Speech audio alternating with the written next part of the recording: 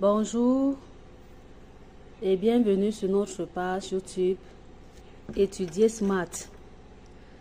Étudier Smart a été mis sur pied pour aider les apprenants à réussir leurs examens de fin d'année ou les évaluations de fin d'année. Je suis Madame Esso Antoinette et je vais vous entretenir aujourd'hui sur la méthodologie de la dissertation en français. Déjà, il faudrait savoir que l'épreuve de littérature ou de culture générale comporte 3 exercices en série littéraire et 2 exercices en série scientifique. Bon, nous allons parler de l'un des sujets qui reviennent dans les deux séries. Il s'agit de la dissertation. Qu'est-ce que la dissertation? Selon le dictionnaire Larousse, la dissertation se définit comme un développement sur une question d'ordre philosophique, juridique, économique, historique ou littéraire. Bien évidemment, ce qui nous concerne ici est la dissertation littéraire. C'est un exercice qui consiste à donner son ou ses points de vue sur un sujet de réflexion proposé. Puisqu'il s'agit d'un sujet de réflexion, l'apprenant ne va pas réfléchir à partir de rien. Il lui faut déjà connaître la structure d'un devoir de dissertation, et savoir comment organiser son travail. D'où le terme méthodologie. Dans ce terme, il y a l'expression méthode, qui est la manière d'agir ou la façon de faire quelque chose. En ce qui nous concerne, pour réussir notre épreuve ou alors notre exercice de dissertation, il nous faut automatiquement maîtriser la méthodologie de cet exercice. Voilà pourquoi nous allons nous attarder là-dessus aujourd'hui. La première question que l'on va se poser est celle de savoir quelle est la structure d'un devoir de dissertation en français. Il est structuré de la manière suivante. Tout d'abord, nous avons une introduction, ensuite un développement ou le corps du devoir et enfin une conclusion.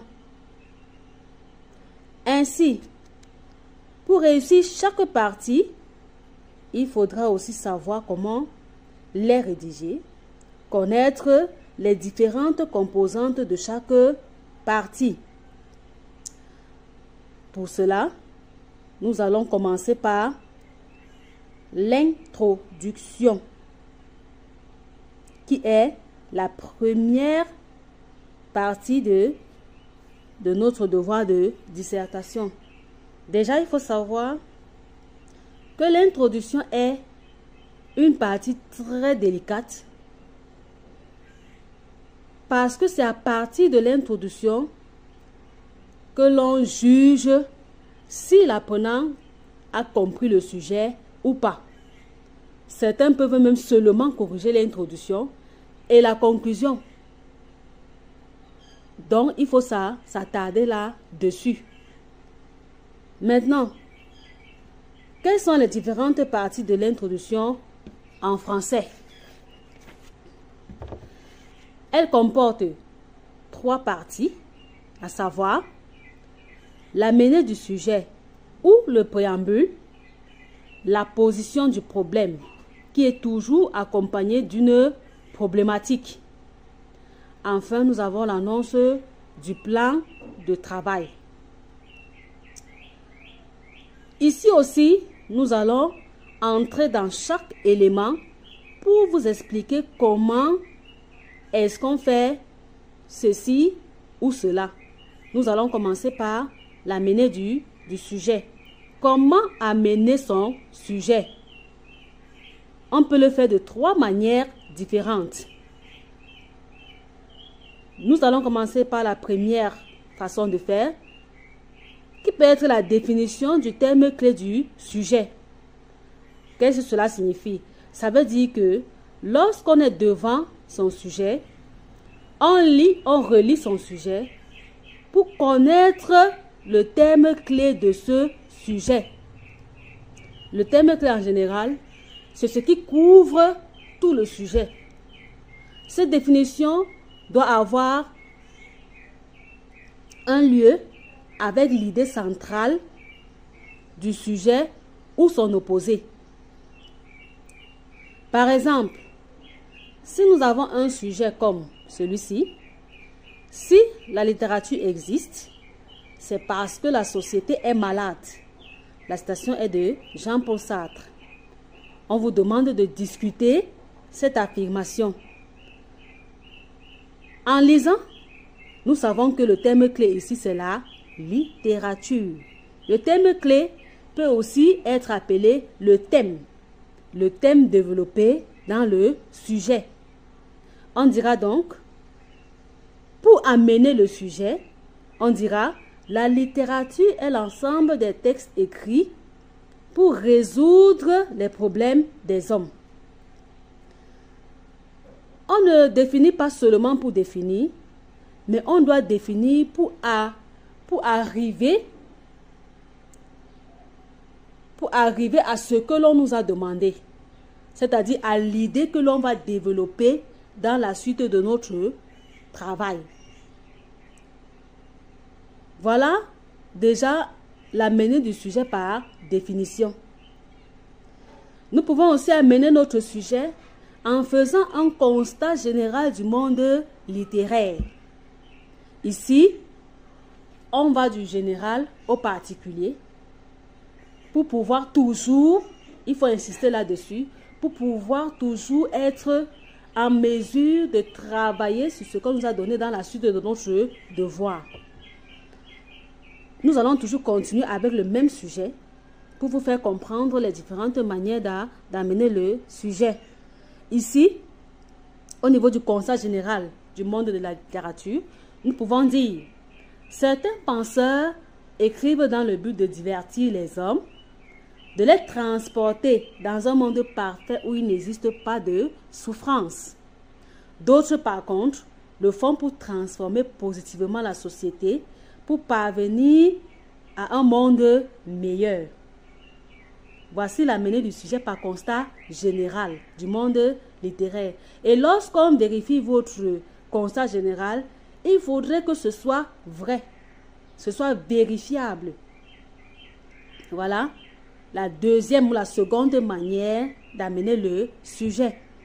La troisième manière, enfin, nous pouvons amener notre sujet par citation. Ça veut dire que l'on peut utiliser une citation allant dans le même sens ou dans le sens contraire du sujet que l'on vous a proposé. Et cette façon est utilisée lorsque nous avons devant nous un sujet de type dialectique, au sujet des types de plans de travail. Nous allons y revenir dans des prochaines vidéos, donc restez connectés. Ici, nous allons prendre aussi un exemple avec notre sujet proposé. Max Jacob affirme: l'art est proprement une distraction. Contrairement à lui, Jean-Paul Sartre pense que si la littérature existe, c'est parce que la société est malade. Vous voyez qu'ici, on a deux idées opposées. Et ce n'est pas anodin, parce que dans la suite, nous allons voir les différents exemples avec nos amenés du sujet. Et vous allez voir que ce sera cohérent, puisque l'exercice de littérature doit être cohérent, logique. Bien, nous avons dit que nous pouvons amener le sujet par station, par une station qui va dans le même sens ou dans le sens contraire. Nous avons commencé avec une citation qui va dans le sens contraire que ce que nous avons devant nous. Maintenant, nous allons prendre un exemple avec une citation qui va dans le même sens que le sujet proposé. La Bruyère déclare, l'écrivain doit corriger les hommes. Allant dans le même sens que lui, Jean-Paul Sartre affirme, si la littérature existe, c'est parce que la société est malade. Voilà une autre manière d'amener le sujet par citation.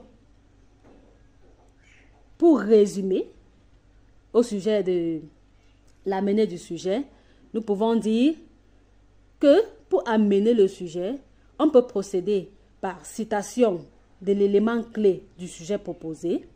On peut encore partir à partir d'un constat général du monde littéraire, ou alors on peut procéder par utilisation de la citation allant dans le même sens ou dans le sens contraire que le sujet que l'on nous a proposé. Bien, nous allons passer maintenant au second élément qui est comment poser le problème. Nous sommes toujours à l'introduction. Comment poser le problème qui est la seconde étape dans notre rédaction de l'introduction. Bien, lorsqu'on a bien amené son sujet, poser le problème devient un jeu d'enfant. Il suffira juste de recopier le sujet, entre parenthèses la citation, si elle n'est pas longue, et l'expliquer si elle est longue. Ou alors, on reformule juste son sujet et ensuite, on présente le problème littéraire soulevé par le sujet. Ça veut dire quoi? On peut, 1. Recopier la citation si elle n'est pas longue. Si elle est longue, on ne la recopie pas. On explique juste la citation de l'auteur. On explique. Ou alors, on met juste la reformulation du sujet et ensuite, on pose le problème littéraire soulevé par le sujet. Ça veut dire qu'on présente, on met, après l'explication de la citation de l'auteur, le problème littéraire soulevé par le sujet. Ceci doit toujours être accompagné d'une problématique. Ça veut dire que après avoir posé le problème, on met sa problématique, qui est une question ou des questions qui trouveront des réponses au niveau du développement. Nous allons toujours procéder par les exemples, selon les différents amenés du sujet évoqués plus haut. Nous allons commencer par l'amené du sujet numéro 1. C'est la suite de l'amené du sujet numéro 1. Nous avons dit, au niveau de l'amené du sujet numéro 1, si je veux prendre à partir de là, nous avons dit, la littérature est un ensemble de textes écrits pour résoudre les problèmes des hommes. C'est sans doute pour cela que Jean-Paul Sartre affirme, si la littérature existe, c'est parce que la société est malade. Il ressort donc ici le problème du rôle de la littérature. Quel est le rôle de la littérature dans la société? Voici notre amené du sujet, accompagné par la problématique.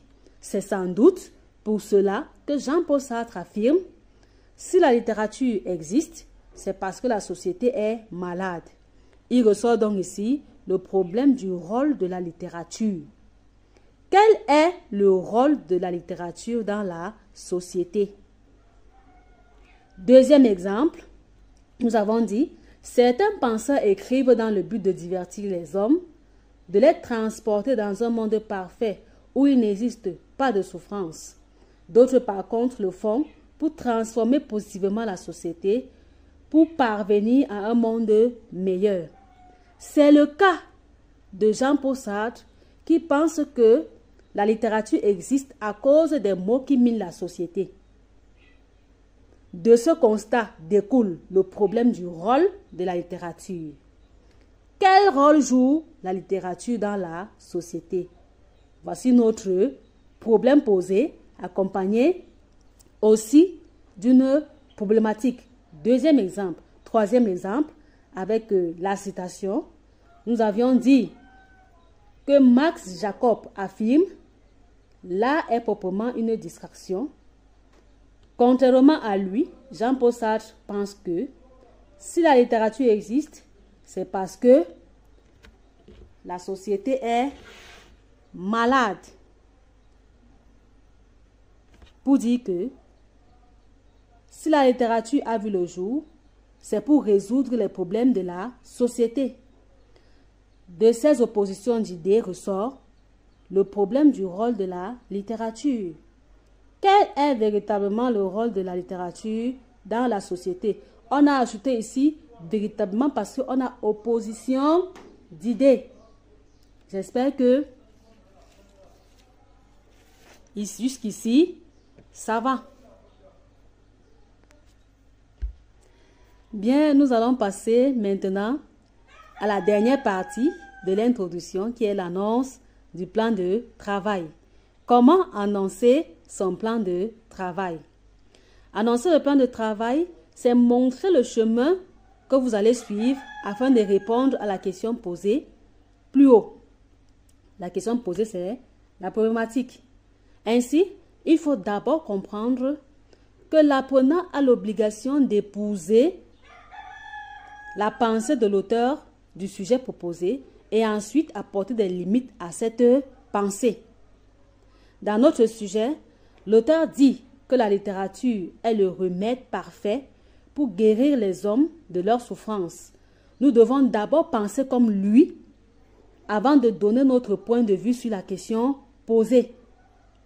Ainsi, nous dirons, pour répondre à cette question, nous montrerons d'abord que la littérature est une arme nécessaire pour délivrer les hommes de leurs souffrances. Ensuite, nous présenterons le côté esthétique de la littérature dans la société. On épouse d'abord la pensée de l'auteur et maintenant on émet des réserves à ce qu'il a eu à dire. Voici notre annonce de plan. Pour répondre à cette question, nous montrerons d'abord que la littérature est une arme nécessaire pour délivrer les hommes de leurs souffrances. Ensuite, nous présenterons le côté esthétique de la littérature dans la société. Il faut noter que nous avons annoncé le plan de cette manière parce qu'il s'agit bien évidemment du plan dialectique. Je vous ai dit tantôt que nous y reviendrons. Donc, restez abonnés, abonnez-vous afin d'avoir la suite de notre travail. Maintenant, pour achever, nous allons essayer de rédiger une introduction à partir des éléments que nous avons déjà ressortis, c'est-à-dire la menée du sujet, la position du problème et l'annonce du plan. Voici un exemple d'introduction. Certains penseurs écrivent dans le but de divertir les hommes, de les transporter dans un monde parfait où il n'existe aucune souffrance. D'autres, par contre, le font pour transformer positivement la société, pour rendre le monde meilleur. C'est le cas de Jean-Paul Sartre qui pense que la littérature existe à cause des mots qui minent la société. De ce constat découle le problème du rôle de la littérature. Quel rôle joue la littérature dans la société? Pour répondre à cette question, nous montrerons d'abord que la littérature est une arme nécessaire pour délivrer les hommes de leurs souffrances. Ensuite, nous parlerons du rôle esthétique de la littérature dans la société. Vous voyez que c'est logique, c'est fluide, c'est cohérent. Nous voici parvenus maintenant à la fin de notre vidéo. Si vous avez aimé, likez. commentez et partagez afin que vos camarades de partout puissent aussi en bénéficier. Je vous remercie pour votre aimable attention. À nous revoir dans une prochaine vidéo. Bye bye.